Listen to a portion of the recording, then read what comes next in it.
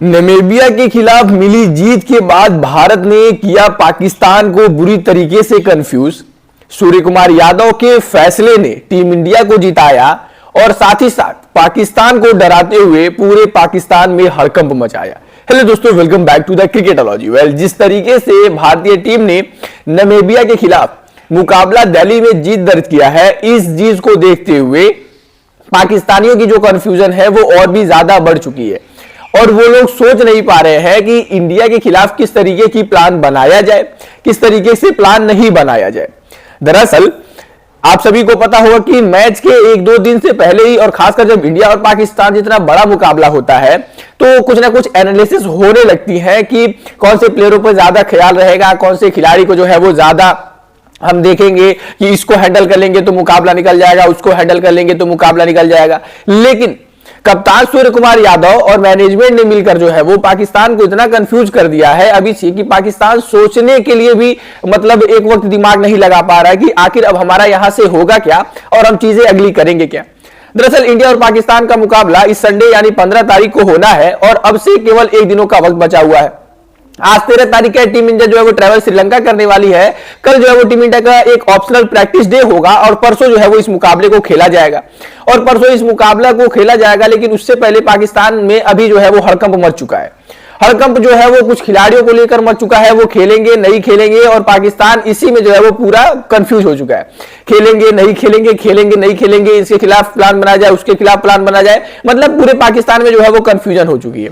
आप सभी को पता होगा कि पहले मुकाबले में यूएसए के खिलाफ जब अभिषेक शर्मा खेले थे तो वहां पर वो पहली गेंद पर आउट होने के बाद पवेलियन लौट गए थे। पूरे फील्डिंग के दौरान भी वो वापस नहीं लौटते हैं। कप्तान Surya Kumar Yadav post match presentation के दौरान कहते हैं कि उनका पेट खराब था और उनकी तबीयत जो है वो हल्की फुल्की जो है वो अच्छी नहीं लग रही थी, वो अच्छा फील नहीं कर पा रहे थे। इस वजह से उनको जो है वो रेस्ट दिया गया और वो ग्राउंड पर आपको नहीं दिखे। लेकिन दिल्ली पहुंचते ही ये पता चलता है कि अभिषेक शर्मा जो है वो हॉस्पिटलाइज हो गए हैं और उनका जो है वो ये सीरियस बुखार हो चुका है, स्टमक पेन हो रहा है, उनको चीजें जो है वो ज्यादा हो चुकी है। और उसके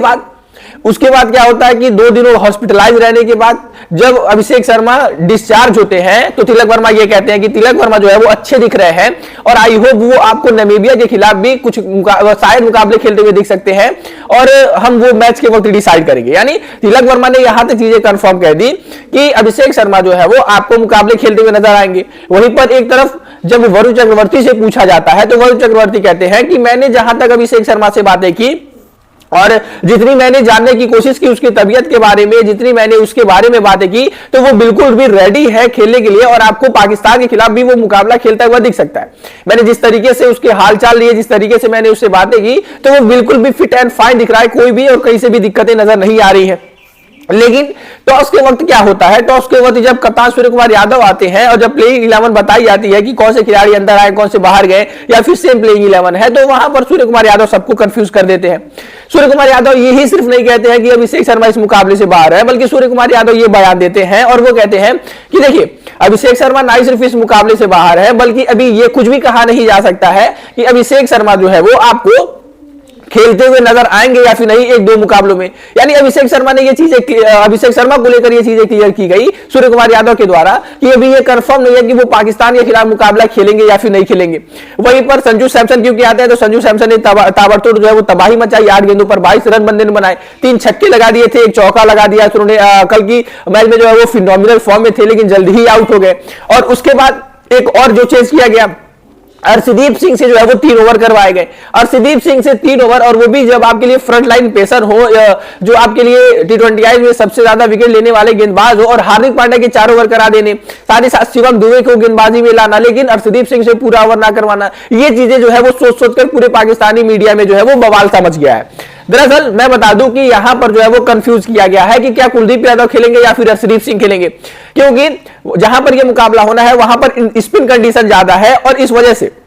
कुलदीप यादव को प्लेइंग 11 में लाने की काफी ज्यादा जो चर्चाएं चल रही हैं। लेकिन अगर कुलदीप यादव नामीबिया के खिलाफ ही प्लेइंग 11 में आ जाते तो कहीं ना कहीं ये पाकिस्तानियों को एक चीजें पता चल जाती, एक क्लू लग जाता उनके हाथों कि जो है वो कुलदीप यादव ही खेलने वाले हैं। तो यहां पर भी वो कंफ्यूज है कि अर्शदीप सिंह खेलेंगे या फिर अर्शदीप सिंह नहीं खेलेंगे। हालांकि हमें सभी को पता है कि अर्शदीप सिंह जो है वो टॉप क्वालिटी के जो है वो पेसर है और वो जो पाकिस्तान के खिलाफ जब भी मुकाबला खेलते हैं नई गेंदों से तो वो विकेट लेते ही है, बाबर आजम को चटकाते हैं, यानी जल्दी जो है वो विकेट लेते ही लेते हैं। लेकिन अभी टोटली जो है वो पाकिस्तान को कंफ्यूज किया गया है नामीबिया के खिलाफ होने वाले मुकाबले से। और अक्सर कहते हैं ना कि अगर हमें जब किसी टीम की अगली चाल के बारे में देखना हो तो उसकी पिछली चाल को देख लीजिए कि वो किस तरीके से मैच खेले हैं, क्या कुछ चीजें डिसाइड हुई हैं, किस तरीके की चीजें रही है। लेकिन भारत ने नामीबिया के खिलाफ खेलने वाले मुकाबले में कुछ भी चीजें बयां ही नहीं है की है कि किस तरीके से वो प्लेइंग 11 रखेंगे पाकिस्तान के खिलाफ, और कौन सा खिलाड़ी आएगा, कौन सा खिलाड़ी बाहर जाएगा, यानी बिल्कुल कुछ भी चीजें जो है वो बताई ही नहीं गई है। यानी जो पूरी की पूरी चीजें होगी वो पाकिस्तान के खिलाफ ही ऑन ग्राउंड होगी, 15 तारीख को होगी। और ये चीजें जो सोचकर पाकिस्तान भी परेशान है इस वक्त, लेकिन अब हमें उनकी परेशानियों को और भी बढ़ाना है। और पिछली बार तो 3 बार लगातार एशिया कप में हराया था, लेकिन इस बार जो हमें हराकर वर्ल्ड कप से बाहर निकालना है।